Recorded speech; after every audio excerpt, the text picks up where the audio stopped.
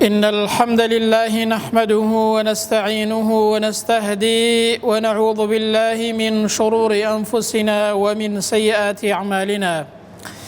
أشهد أن لا إله إلا الله وحده لا شريك له، وأشهد أن محمدًا عبده ورسوله. اللهم صل على محمد وعلى آل محمد كما صليت على إبراهيم وعلى آل إبراهيم في العالمين إنك حميد مجيد. أيها الناس، أوصيكم ونفسي أولا بتقوى الله وطاعته وكثرة مخافته ولزوم أوامره واجتناب عما نهى عنه الله. قال تعالى في كتابه العزيز: يا أيها الذين آمنوا اتقوا الله حق تقاته ولا تموتن إلا وأنتم مسلمون. أما بعد، فإن أصدق الحديث كتاب الله، وخير الهدي هدي محمد صلى الله عليه وسلم، وشر الأمور محدثاتها، وكل محدثة بدعة، وكل بدعة ضلالة، وكل ضلالة في النار. أما بعد، ئیمانداران، سەلام و ڕەحمەت و میهرەبانی خودای پەروەردگار بەڕژێ بەسەر هەموو لایەکماندا. خوای پەروەردگار بە ڕەحم و بەزەی خۆی بمانگێڕێ لە بەندە ڕاستەقینەکانی خۆی و سەرفەراز و عاقیبەت خێری دنیا و قیامەتمان بکات. گەورەی قوربانیکردن و هەروەها حکمەتەکانی قوربانیکردن. بێگومان ئەو قوربانیە یەکێکە لە دروشمەکانی دینەکەمان و یەکێکە لە سنەتی ئیبراهیم پێغەمبەر سەلات و سەلامی خوای پەروەردگاری لەسەر بێت و سنەتی پێغەمبەرمان محەممەد صلی الله عليه وسلم کە بۆ ئێمە جێماوە. هەر کەسێکیش دروشمەکانی خوای پەروەردگار بە گەورە بگرێت، هەر کەسێکیش ئەو دروشمانە بە گەورە سەیرکات، ئەو سنەتانە زیندوو کاتەوە، خوای گەورە دەفەرمێت: ذلك ومن يعظم شعائر الله فإنها من تقوى القلوب. ئەو کەسەی دروشمەکانی خوای پەروەردگاری لەلا گەورە بن، ئەو کەسەی دروشمەکانی دینەکەی و شیعارەکانی دینەکەی لەلا گەورە بن، بەڕاستی ئەوە مانای ئیمان و تەقواداری دڵ و دەرونی ئەو کەسە دەگەیەنێت. خوای پەروەردگار ئەمری کردووە بەوەی کە ئێمە قوربانی بکەین لە پێناوی خوای پەروەردگاردا. بۆیە دەفەرمێت: فەصەلی لێڕەبیکە وەنحەڕ. نوێژ بکە ئەی پێغەمبەر صلی الله عليه وسلم، ئەی هەر موسڵمانێک کە خۆت بە ئومەتی ئەو محەممەدە دەزانیم، و پاشان قوربانی سەر ببڕە بۆ خوای پەروەردگار و لە پێناوی خوای پەروەردگاردا. بۆیە تەبەری و ئیبن کەسیر و غەیری ئەوانیش گوتویانە وەنحەڕ مەبەستی لە قوربانیکردنە لە پێناوی خوای پەروەردگاردا. ئەو قوربانیکردنەوەکو زانایان باسییان کردەوە، زۆربەی ئەهلی عیلم دەفەرمون سنەتێکی موئەکەدەیە، سنەتێکی زۆر تەئکید لەسەر کراوەیە کە پێغەمبەر صلی الله عليه وسلم کردوویەتی. ئیبن قودامە پێمان دەفەرمێت زۆربەی ئەهلی عیلم وای دەبینن کە ئەو قوربانیە سنەتێکی موئەکەدەیە، سنەتێکی زۆر گەورەیە. هەروەکو مالیکیەکان و شافعیەکان و حەمبەلیەکانیش وای دەبینن کە ئەو قوربانیکردنە سنەتێکە کە زۆر تەئکیدی لەسەر کراوەتەوە و پێغەمبەر صلی الله عليه وسلم کردوویەتی، هاوڵانی پێغەمبەر صلی الله عليه وسلم کردویانە. ئەنەس بۆمان دەگەڕێتەوە لە فەرمایشتی صحیحدا کە پێغەمبەر صلی الله عليه وسلم دەفەرمێت: ضحى النبي صلى الله عليه وسلم بكبشين أملحين أقرنين. أنس دەفەرمێ پێغەمبەر صلى الله عليه وسلم قوربانی کرد بە دوو بەران کە مەیل و سپی بوون و هەروەها قۆچدار بوون. ذبحهما بيده. پێغەمبەر صلى الله عليه وسلم بەدەستی خۆی قوربانیەکەی کردووە، واتە ئەو قوربانیەی جێبەجێ کردووە و بەدەستی خۆی قوربانی کردووە. ئەنجا وسەما وەکەبەڕە. پێغەمبەر صلی الله عليه وسلم ناوی هێنان و الله ئەکبەڕی کرد لەسەر قوربانیەکە، بەدەستی خۆی ئەو بەرانەی سەر بڕی و هەروەها قوربانی کرد. کەواتە قوربانیکردن فەرمانی خوای پەروەردگارە، هیچ شتێکیش لە فەرمانی خوای پەروەردگار گەورەتر نییە لەو دنیاەدا.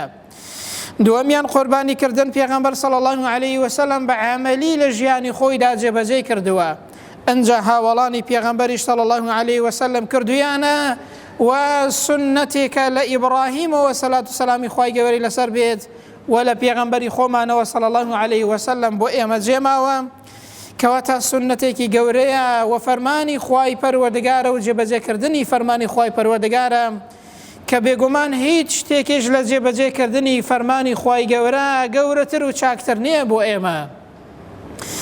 بۆیە ئەو قوربانیکردنە زۆر حیکمەتی تێدان، هەر فەرمانێکی شەریعەت، هەر بڕیارێکە خوای پەروەردگار پێمانی فەرموو بێت یاخود پێغەمبەر صلی الله عليه وسلم ئللا چەندان حیکمەتی لە پشتەوەیە، سەرفەرازی و عاقیبەت خێری دنیا قیامەتیشی تێدایە. بۆیە بە کورتی دەڵێن هەندێک لە حیکمەتەکانی قوربانیکردن. یەکەمیان قوربانیکردن جێبەجێکردنی فەرمانی خوای پەروەردگارە، جێبەجێکردن و بە گەورەگرتنی دروشمێکی دینەکەمانە. فەرمانی خوای پەروەردگارە و خوای گەورە فەرمانی پێکردووە فەصەلی لێڕەبیکە وەنحەڕ. دووهەمیان لە حیکمەتەکانی قوربانیکردن ئەوەیە کە زیندووکردنەوەی سنەتی ئیبراهیم پێغەمبەرە سەلات و سەلامی خوای پەروەردگاری لەسەر بێت، ئەو بەسەرهاتەی کە قوربانیەکەی لێکەوتۆتەوە. ئەوە پێمان دەڵێ کە ئەو قوربانیکردنە ئەوەتان بیردەخاتەوە کە ڕابێن لەسەر بەندایەتیکردن بۆ خوای پەروەردگار و جێبەجێکردنی فەرمانەکانی خوای پەروەردگار، چونکە ئیبراهیم ویستی فەرمانی خوای پەروەردگار جێبەجێ بکاتە نانەت ئەگەر بەسەر بڕینی کوڕەکەشی بێت، کە ڕەمزی یەکتاپەرستیە ئیبراهیم و ڕەمزی یەکتاپەرستی و ڕەمزی ملکەچیە بۆ خوای پەروەردگار. ئێمەش دەبێت چاو لە سنەتی ئەو پێغەمبەرە بکەین سەلات و سەلامی خوای پەروەردگاری لەسەر بێت. بۆیە خوای پەروەردگار فەرمانمان پێ دەکات ثم ئەوحەینا ئیلەیکە، ئەی پێغەمبەر صلی الله عليه وسلم پاشان ئێمە وحی و سروشمان کردووە بۆ لای تۆ کە بە ئومەتەکەت بەڵێ و هەر کەسێک دەگرێتەوە کە خۆی بە ئومەتی ئەو پێغەمبەرە دەزانێت صلی الله عليه وسلم أن اتبع ملة إبراهيم حنيفا وما كان من المشركين، کە شوێن ئەو دین و بەرنامەیە بکەوە کە ئیبراهیم پێغەمبەر لەسەری بووە کە بریتی بووە لە یەکتاپەرستی، بریتی بووە لە ملکەچی بۆ خوای پەروەردگار، لە هەر سنەتێکە شوێنی ڕێگا و ڕێباز و بەرنامەی ئیبراهیم کەوە، چونکە ئەو ڕێبازێکی گرتبوو کە ڕێبازی یەکتاپەرستی بوو کە ڕەمزی ملکەچی بوو بۆ خوای پەروەردگار. ئەو قوربانیە زیندووکردنەوەی سنەتی ئیبراهیمە سەلات و سەلامی خوای پەروەردگاری لەسەر بێت. سێم لە حیکمەتەکانی قوربانیکردن ئەوەیە کە هۆکاری فراوان بوونی ڕزق و ڕۆزی و زۆر بوونی ڕزق و ڕۆزیە بۆ خۆت و ماڵ و منداڵت و هەروەها بۆ دراوسێت و هەروەها نواندنی سەخاوەتە بەرامبەر بە خوای پەروەردگار، بەرامبەر بە کۆمەڵگاکەت، بەرامبەر بە خەڵک. بۆیە پێغەمبەر دەفەرمێ صلی الله عليه وسلم ئەو دینارە کە ئینسان بۆ ماڵ و منداڵی خۆی سەرفی دەکات، ئەوە پێغەمبەر فەرمووی ئەعظەموها ئەجرەن، ئەوە لە هەمویان پاداشتی گەورەترە و لە هەمویان چاکترە. ئەو قوربانیکردنە زۆر بوونی ڕزق و ڕۆزیە لەو ڕۆژەیەدا بۆ خۆت و بۆ ماڵ و منداڵ و بۆ دراوسێ و هەروەها بۆ کۆمەڵگاکەت کە ئەوەش بێگومان چاکەیە کە ئینسان هەر لە دنیادا لێی بەهرەمەند دەبێت. ئەنجا چوارەمیان لە حیکمەتەکانی قوربانیکردن دڵخۆشکردنی فەقیر و هەژارەکانە، بەهێزکردنی پەیوەندی کۆمەڵایەتیە لە نێوان کۆمەڵگادا. تەماشا دەکەی ئەو خەڵکە لە ڕۆژی قوربانیدا هەمووی بەبێ جیاوازی بەیەکەوە قوربانی دەکات، ئەوە پەیوەندی کۆمەڵایەتی خەڵک بەهێز دەکات، ئەوە دڵخۆشکردنی فەقیر و هەژارەکانە لەو ڕۆژەیەدا. پێغەمبەر دەفەرمێ صلی الله عليه وسلم أحب الأعمال إلى الله سرور تدخله على مسلم. باشترین کاروکردەوە چییە؟ ئەوەیە کە ئینسان مسلمانێک دڵخۆش کات، ئەوەیە کە ئینسان ناخۆشی و ناڕەحەتیەک لەسەر برایەکی مسلمانی لادات، ئەوەیە کە ئینسان برسێتیەک لادا لەسەر ئینسانێکی مسلمان، قەرزێکی بۆ بداتەوە، یارمەتی و هاوکاری بکات، ڕزق و ڕۆزیەکی پێ بدات، گۆشتێکی قوربانی بۆ بەرێت و هەروەها هەر چاکەیەک کە بۆی دەکرێت بەرامبەر هەر کەسێک. ئەوە پێغەمبەر فەرمووی صلی الله عليه وسلم باشترین کاروکردەوەیە لە لای خوای پەروەردگار، کەواتە ئەو قوربانیکردنە زۆر گەورەیە، پەیوەندی کۆمەڵایەتیمان بەهێز دەکات، خزمەتیمان بەهێز دەکات. ئاوایی بەیەکەوە تەبای و برایەتی زیاتر دەبێت، خۆشەویستی زیاتر دەبێت، تێرکردنی هەژار و فەقیرانە، تێرکردنی ماڵ و منداڵی خۆتە کاکە هەمووی سوودە لە دنیا و لە قیامەت. سەرەڕای ئەوەش ئینسان لە قیامەت پاداشتی لەسەر وەردەگرێت. سەرەڕای ئەوەی جێبەجێکردنی فەرمانی خوای پەروەردگارە، سەرەڕای ئەوەی زیندوکردنەوەی سنەتی ڕەسوول اللهە صلی الله عليه وسلم. ئەنجا پێنجەمیان لە حکمەتەکانی قوربانیکردن بریتیە لە شوکری ناز و نیعمەتی خوای پەروەردگار، بریتیە لە شوکر لەسەر ئەو ماڵی کە خوای پەروەردگار پێداوێ. کاکە خۆی گەورە ماڵێکی پێداوی با لە چاکەدا پێێتەوە دیار بێت. بۆچی ئینسان هەر لە هیچ سەرفی کات؟ بۆچی هەر لە خۆڕایی سەرفی کات یاخود هەر بۆ خۆشی خۆی؟ بەڵکو با لە سنەت و زیندوکردنەوەی سنەتی پێغەمبەر صلی الله عليه وسلم کە خوای پەروەردگار ماڵ و سامانێکی بە ئینسان داوە ئینسان لە چاکەدا پێیوە دیار بێت. ئەوەش شکری ئەو ناز و نیعمەت و ماڵ و سامانەیە کە خوای گەورە بە ئینسانی داوە. ئینسان لەو ڕۆژەدا بە زمانی حاڵ دەڵێ ئەوڕۆ ماڵ و سامانێک لە پێناوی خوای گەورەدا سەرف دەکەم، شکری ئەو ماڵە دەکەم کە خوای پەروەردگار بە منی داوە. کەواتە ئەو قوربانیکردنە زۆر گەورەیە و حکمەتی زۆری تێدان و لە دنیا و قیامەت ئینسان پاداشتی لێ دەست دەکەوێت و هەروەها سوودی لێ دەست دەکەوێت. ئینسان چ جۆرە حیوانێک بکات بە قوربانی باشە؟ لەو حیواناتانەی کە دیاری کراون هەر کامێکیان بێ ئینسان بۆی بکرێ ئاساییە، بەڵام گرنگ ئەوەیە کە سەلامەت بێ لە هەموو عیبێکە گۆشتی پێی کەم نەکرد بێت. وەکو پێغەمبەر صلی الله عليه وسلم باسی کردووە حیوانێک بێ نابێ کوێر بێت، حیوانێک نابێ نەخۆش بێ کە نەخۆشیەکەی پێوە دیار بێت، نابێ حیوانێکی شەل بێ کە شەلیەکەی پێوە دیار بێت، و هەروەها نابێ حیوانێک بێ کە مێشکی لە دەستدا بێت، حیوانێکی سەلامەت و ساغ بێت. بۆچی؟ چونکە ئینسان لە پێناوی خوای گەورەدا دەیکاتە قوربانی، بۆ خوای پەروەردگارە. ئەوە نییە بڵێ هەر بۆ خۆم سەری دەبڕم جام کێشە نییە، هەر مشکلەیەکی هەبێ هەرکەم و کوڕی و عیبێکی هەبێت، بۆ خوای پەروەردگارە، بۆ ئەڵڵایە کە زۆر گەورەیە دەبێ ئینسان باشترین ماڵ و سامانی بکاتە قوربانی و پێشکەشی خوای پەروەردگاری بکات. بۆ خوای پەروەردگار بیکاتە قوربانی ماڵێک بێ کە دوور بێ لە هەموو عیبێک. ئەنجا زۆر کەس باسی ئەوە دەکات ئایا قوربانی بکەم یاخود پارەی قوربانیەکە بکەمە خێر باشترە؟ زۆر کەس ئەو قسەیە فڕێدەدات لە ناو کۆمەلگادا کامیان باشترە؟ کاکە فەقیر زۆرە. ئەو قسەیە زۆر دەکرێت ئایا ئینسان چی بکات باشترە؟ بێگومان کە باسکردن لەو قسەیە ئەوەیە کە خەڵک پشت بکاتە زیندوکردنەوەی سنەتی پێغەمبەر صلی الله عليه وسلم، ئەوەیە کە خەڵک دروشمەکانی دینەکەی لەلا گچکە بێتەوە و بەکەم سەیری بکات. ئەو قسەیە دوو جۆر کەس دەیکەن. یەکێکیان ئینسانێک کە نەزان بێت بەرامبەر بە دینەکەی، بەرامبەر بە سنەتی پێغەمبەر صلی الله عليه وسلم، کە نەزانێ سنەت چییە و نەزانێ قوربانی چییە و نەزانێ فەرمانی خوای گەورە چییە. ئینسانێکی نەزان ئەو قسەیە دەکات. دوو لە ڕووی جەنابتان. دووهەمینیان ئینسانێکی زۆرزان بە زۆرزانی خۆی کە دەیەوێ خەڵک لە دین و لە سنەتی پێغەمبەر دوور خاتەوە، ئەو قسەیە دەکات بۆ ئەوەی کە خەڵک سنەتەکە جێبەجێ نەکات. ئەو دوو جۆر کەسە لە ناو کۆمەلگادا ئەو قسەیە فڕێ دەدەن. جا زۆر کەس بە نەزانی دەکەوێتە ژێر هەژمونی کاریگەری ئەو ڕاگەیاندن و ئەو جۆرە قسانە بەڕێزان. بەڵام بێگومان خێر لە بڕیاری خوای گەورەدایە، خێر لە زیندوکردنەوەی سنەتی پێغەمبەردایە صلی الله عليه وسلم.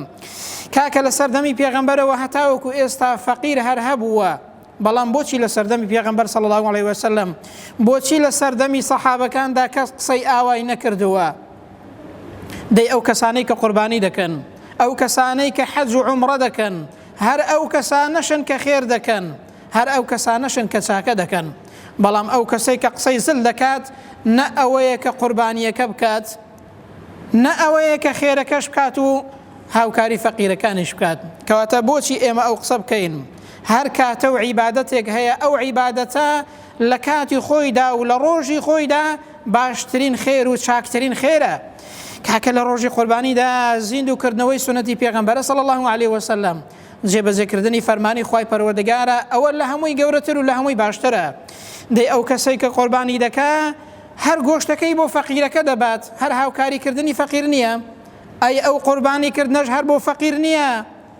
هەر ئەو کەسەی کە قوربانی دەکا بڕواتان بێ پێش قوربانیەکەش خێر و خێراتێک دەکا و ماڵەکەی خۆشی دەبەخشێت، بەڵام ئەو کەسەی قسەی زل دەکا پێم ناڵێ چی دەکات. ئەی بۆچی ئەو بەراوردە لە نێوان عیبادەتەکاندا بکرێت؟ بۆچی ئێمە بڵین کاکە قوربانی مەکە پارەکەی ببەخشە، یان عومڕە مەکە پارەکەی ببەخشە؟ ئەی باشە بۆچی کەس ناڵێ کاکە هیوا هەیە سایارەکەی بای 3 دەفتەرە بۆ نایکەیە 2 دەفتەر و دەفتەرێکی ببەخشی بە فەقیر و هەژار؟ ئەی ئیوا هەیە هەر بۆ خۆشی خۆی دەچێتە ئەو وڵاتانە بە 20 وەرەقە و 30 وەرەقە سەرف دەکا. ئەی کاکی بەڕێز بۆچی ئەتۆ نایی هەندێک لە پارەکە و لە سەفەر و لە سەرفکردن بۆ خۆشی خۆت کەمکەیەوە بیدەی بە فەقیر و هەژاران؟ بۆچی ئەوە بەرامبەر سنەتێکی پێغەمبەر صلی الله علیه وسلم بەرامبەری عیبادەتێک لێک دەدرێتەوە؟ کاکە چەندین خەڵک هەیە ماڵ و سامانی خۆی بە هەدەر دەدات بەڵام کەس قسە ناکات. کاکە ئینسان هەیە جگەرە دەکێشێت، ساڵی ئەگەر بۆی حیسابکەی بای 10 قوربانی هەر جگەرە دەکێشێت و دڵ ڕوو جەنابتان مەشروب دەخواتەوە. ئەی بۆچی نەڵێن کاکە تۆ جگەرە مەکێشە، سوودی چی هەیە پێم ناڵێ جگەرە؟ بۆش مەشروبات لە زەرەر و زیان و تووڕەکردنی خوای گەورە؟ ئەرێ کاکە قازانجی چی هەیە بۆ کۆمەلگا و بۆ ئینسان؟ بۆچی خەڵک واز لەوە نێنێت پارەکەی لە زیندوکردنەوەی سنەتی پێغەمبەردا سەرف کات؟ بۆ ئینسان واز لە عیبادەتێک بێنێ دوایی سنەتەکەش نەکا و پارەکەش نەکاتە خێر؟ دەی با ئێمە واز لە کاری خەراب بێنین، ڕوو لە کاری چاکەین و ڕوو لە زیندوکردنەوەی سنەتی پێغەمبەر کەین صلی الله علیه وسلم. کاکە ئەو کەسانەی کەوا دەڵێن باواز لە بەهەدەردانی ماڵ و سامانەکەیان بێنن، با بۆ کەیف و سەفای خۆیان تۆزێک کەمکەنەوە بیکەن بەخێر بۆ فەقیر و هەژاران، ئەوەیان باشترە. بەڵام ئەو کەسەی کە قوربانی دەکات، حەج و عومڕە دەکات، سنەتێکی پێغەمبەر صلی الله علیه وسلم جێبەجێ دەکات، ئەوە قازانجەکەی هەر بۆ فەقیر و هەژارە، هەر بۆ ئەو کۆمەلگایەیە. ئەنجا هیچ شتێک لە زیندوکردنەوەی سنەتی پێغەمبەر صلی الله علیه وسلم گەورەتر نییە. کەواتە بەڕاستی ئینسان ئەوەی کە خوای گەورە فەرمانی پێکردووە خێر لەوەدایە، ئەوەی کە سنەتی پێغەمبەر صلی الله علیه وسلم خێر لەوەدایە. خێر لە هیچ شتێکی دیکەدانیە هەر لە خۆتەوە ڕقم لێ دەی قسە بکەی، هەر لە خۆتەوە کاکە ئەوە باشترە. کاکە تۆ سوزانی ئەوە سنەتی پێغەمبەر صلی الله علیه وسلم، یعنی تۆ باشتر دەزانی لە پێغەمبەر صلی الله علیه وسلم؟ دەی بەرام خێر لە جێبەجێکردنی سنەتی پێغەمبەردایە صلی الله علیه وسلم. کەواتە با هەوڵ دەین شوێن ڕێگا و ڕێباز و سنەتی پێغەمبەران کەوێن، سەلات و سەلامی خوای گەورەیان لەسەر بێت. خوای گەورە کە بۆمان باسی زنجیرەیەک لە پێغەمبەران دەکات، بە پێغەمبەر دەفەرمێ و بە ئێمە دەڵێت فەبیهوداه مقتەدیه، شوێن سنەت و ڕێگا و ڕێبازی پێغەمبەران کەوە سەلات و سەلامی خوای پەروەردگاریان لەسەر بێت، چونکە ئەوان باشترین کەس بوون. لەسەر ڕووی زەوی لە پێغەمبەران باشتر نییە.